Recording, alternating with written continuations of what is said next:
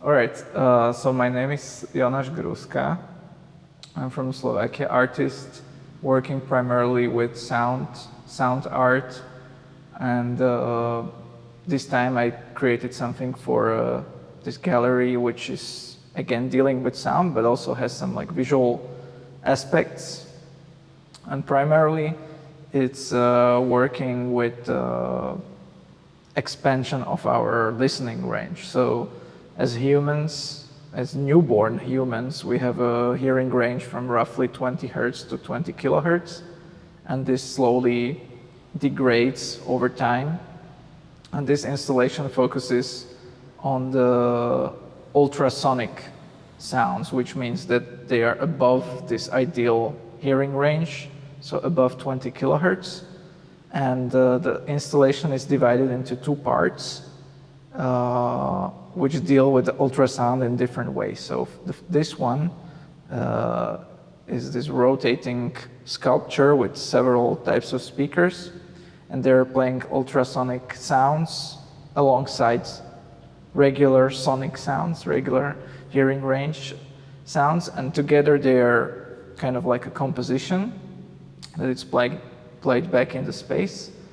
And so if there would be a person that can hear ultrasound, they can hear the whole composition.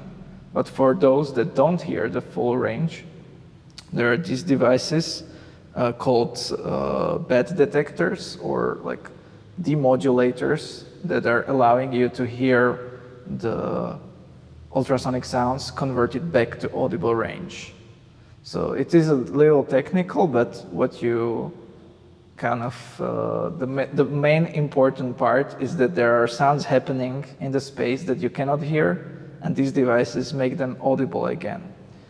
And the other part of the installation is in the back, and that one is dealing with accidental ultrasounds, accidental ultrasonic emissions, but also purposeful near ultrasonic emissions in Japan, in Tokyo, where I was recording with specialized microphones in the urban areas.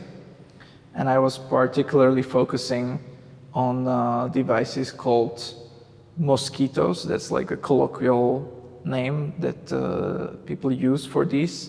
And basically they are kind of like sonic deterrents for humans. So if there is an institution or a commercial entity that doesn't want people to gather in particular space, they place this harsh noise in there, which supposedly only young people can hear, because it's like very high frequency, and it's supposed to kind of discourage them from being in that space. So Tokyo is especially dense with these devices, so I was inspired to record them, and it also kind of reflect upon like how it feels. And so I created this kind of scientific measurements with like very precise calibrated microphone in the public space, and then I'm showing the sounds through set of computers. So I'm not playing them back in ultrasound or the regular kind of space, but slowed down, and visualizing them using a spectrogram, which is like this device that allows you to visualize any kind of sound as a video. So you'll be able to hear like how the ultrasonic or near ultrasonic content is present in the space. So two very different approaches towards ultrasound. This one is kind of more artistic, inspired by the bed sounds, by insects.